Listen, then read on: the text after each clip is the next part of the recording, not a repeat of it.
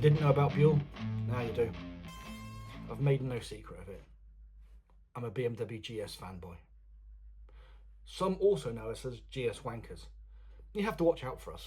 It doesn't matter what bike you've bought or why you've bought it or your financial situation. We will attempt to convince you that you should sell that bike immediately and buy a GS, and if you don't, you're probably a fucking idiot. So, be careful. Hang on a sec. Would you shut up? Anyway, you've made it this far. If you could hit like, comment, or subscribe, that'd be awesome. Thanks. You can carry on. Go on. Dick. Well, before that love affair started, there was another one.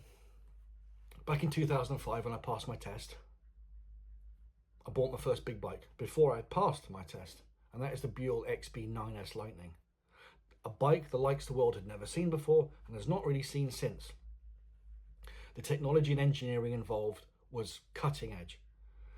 The frame was a fuel tank, the swing arm was the oil tank, and brake discs you could not buy in Halfords or anywhere else. A phenomenal piece of kit, all wrapped round the beating heart of a Harley-Davidson V-twin, which, despite being, some would say, agricultural, had more torque than you could ever possibly need. In fact, I did my first wheelie on a Buell, albeit completely by accident.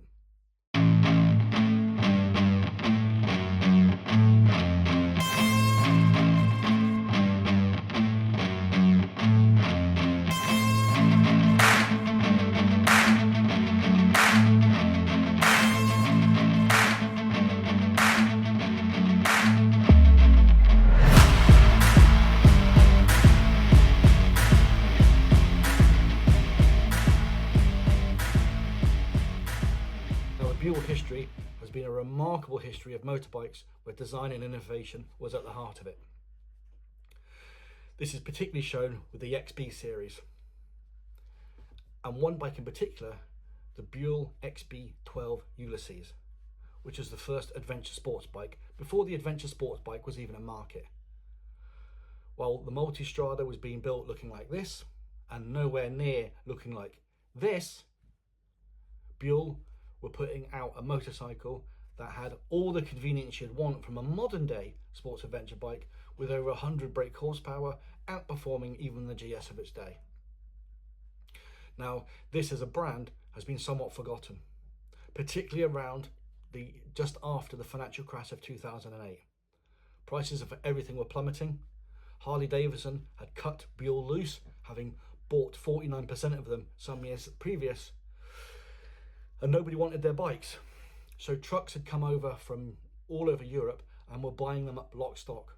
If you go on Auto Trader on any given day now, you might see 12, 13, 14 Buells for sale, and they don't lose money. So if you want a safe investment, buy a Buell.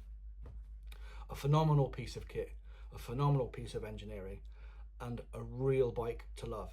If you've got a spare 5-6 grand, buy one. If you know someone who's got one, ride one. This series of motorbikes changed the landscape for me about what I'd expect from a motorbike, what a naked bike should look like, particularly considering I've got a Ducati 950 now. Now, I'm lucky enough to have had 5 Buells. I've had 4 XB Lightnings, either 12s or 9s, and 1 XB12 Uylsses. Now, fortunately, since 2013, Buell is very much back in business and creating some stunning race bikes. Incredible machinery, and definitely worth a look. It's a shame, as history moves on to such a speed now, that legacy bike manufacturers and motorcycles get so quickly forgotten, and it was only a short 15-20 years ago that bikes like this were available for us to buy at not silly money.